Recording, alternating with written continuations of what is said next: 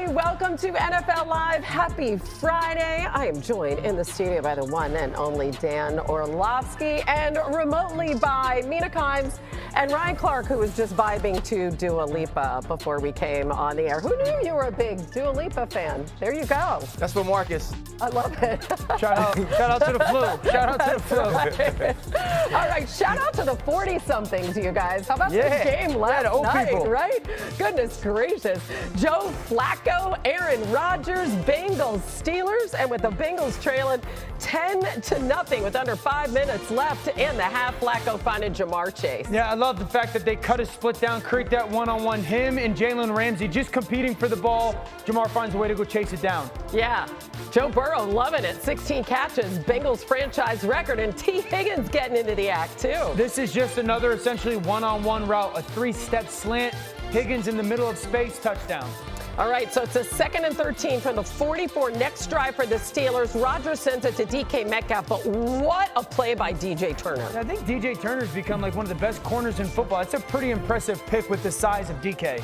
All right, now the Steelers are trailing 20-10, and this is just a dime to Pat Freiermuth. The throws that both these quarterbacks made last night, pretty impressive. That Bender versus two high safeties, beautiful. That was really fun to watch. 2nd and 20 from the 32. He finds Freiermuth again. This is just a huge play. 68 yards for the TD. That guy's 41 or 42 years old doing that. 2.5 minutes left in the fourth quarter. Moves out to his left.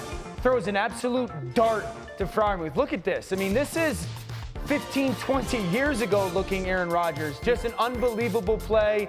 And it feels like the Steelers, as poorly as they played for stretches, might find a way to pull it off. Yeah, but it was 2 minutes and 21 seconds left when they took that lead. And here goes Flacco right after the 2-minute warning, finding Chase. Jarring to watch that final drive. I mean, easy completion to Jamar Chase.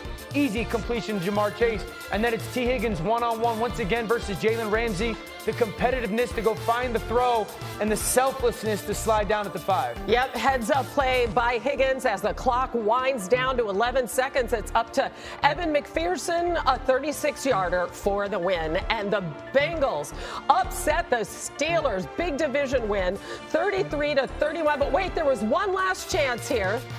This was the Hail Mary that didn't get answered. But man, that ball made its way to the end zone.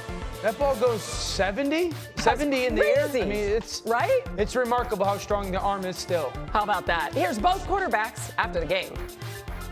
This is the NFL. You know, we had a chance to really open up some space, but we're 4-2, still first in the division. Got a couple, home games coming up, back to back. Another Sunday night opportunity against my former team. So, I'm not going to ride the roller coaster, and I know Mike isn't. And hopefully you guys follow suit. Do you expect to ever have this feeling again? It's a good question. I didn't feel like it felt like I might not, to be honest with you. It's pretty special. Well, RC, now we know why Mike Tomlin didn't want him traded to the Bengals. That had to hurt your heart, the way the Steelers played defense in that one. Yeah, it definitely made me hate the Cleveland Browns more than I already hated them. I think, Drake and the young people, they were looking for the function all summer with Nokia. I think last night the Bengals and the Steelers were looking for the unction because that's the age of these quarterbacks. And Joe Flacco absolutely played out of his mind. But when you think about the reason the Steelers were outplayed, it was schematics and also people.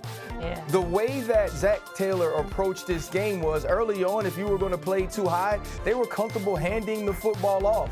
And as things evolved throughout the night and they had to start bringing some people in the box, trying to bring pressure, play single high safety, they took the one-on-ones. And then even when you doubled, as we just saw T. Higgins and Jamar Chase, they would hit Yoshi Vasa. They would use Noah Fant. I thought it was a masterful game plan, but the execution was just phenomenal. Joe Flacco turned back the hands of time and looked like 2015 Joe Flacco. Some of those balls were so pinpoint accurate, the velocity it was thrown with. And then we watched players on the outside just be better than the other guys. Jamar Chase, T. Higgins were better than Joey Porter and Jalen Ramsey. It was truly an epic night for this Bengals offense, but It was an epic debacle defensively for the Pittsburgh Steelers from Mike Tomlin and Terrell Austin. It was a total miss and a failure. This is a defense that really needs to dramatically rethink things if they want to be a competitive playoff team, because right now I do not see them holding up their end of the bargain.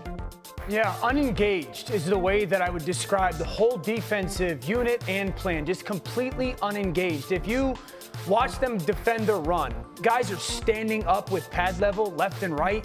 Guys are getting in and out of the wrong or right gaps on a consistent basis. Some of these run lanes that Cincinnati had last night, who's a very poor running the football team, you watching defenders just completely stand up. You can see their numbers. Guys going in the wrong gaps, front side or back side.